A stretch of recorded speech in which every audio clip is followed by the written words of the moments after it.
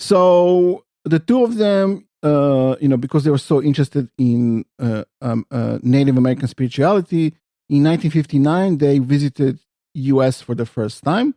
They were invited by a native guy called Thomas Yellowtail, who they previously met in Paris. So in the States, they visited the Sioux Reservation in Pine Ridge and also Yellowtail's home in Montana. So this had a great impact on Schuon, more than he expected.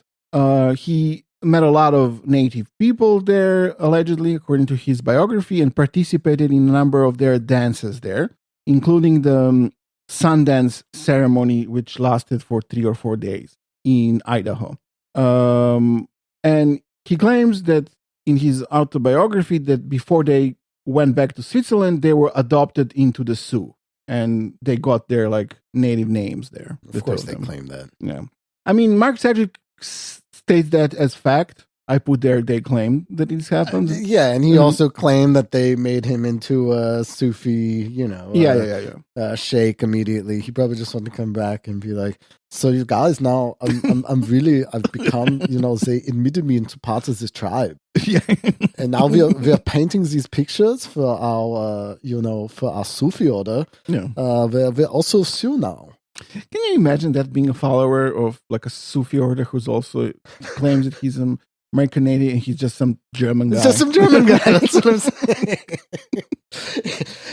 In a few decades, those guys are making techno cold. I believe in the power of the American Indian. Doing Molly and getting trampled to death in Love Parade or something. Yeah. So in 1963, they went to the U.S. for their second visit, and they stayed there for 3 months. But also, despite all of this happening, Schuon was often depressed and troubled. He had doubts about himself, probably because he knew that he made shit up, Yeah. So, especially in 1965, it was kind of a depressive year for him. And he had in this state another vision. This was on a boat from Europe to Morocco in 1965. He had a vision of Virgin Mary visiting him. And this brought a feeling of ecstasy of love to him. Why not? He should have a vision next year is going to be a different religion. It's just go through. Come on. I get it. Everybody's united. Yes. So when he arrived to Fez, immediately after this vision that brought this feeling of ecstasy and of love and joy to him, he was again depressed. This feeling left him. But then it came back and lasted for a longer time. And he claimed later that this vision freed him from the love of books, newspaper, and theater. It also brought a strong desire in him to be naked like Mary's baby. Okay. So this theme of... Another very, very German thing to do. Yes. Well, yes. Barefoot specifically, but this guy wanted to be totally naked, yeah? Well, they love to be totally naked. Yeah, I know. So this remained a theme throughout, this idea of being naked like Mary's baby. I'm naked like the baby. Yes. I'm baby. Yes.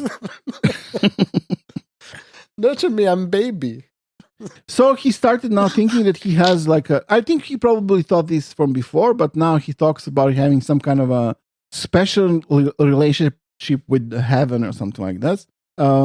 In 66, he had an even more dramatic vision of Mary, and he said that he's not appropriate for him to talk about what it exactly was. Now it's getting real German. Yes, but Mark said... Yeah, Mary was punishing me. Well, Sedgwick thinks that what that meant is that Mary was naked in the vision. Yeah. I bet you was.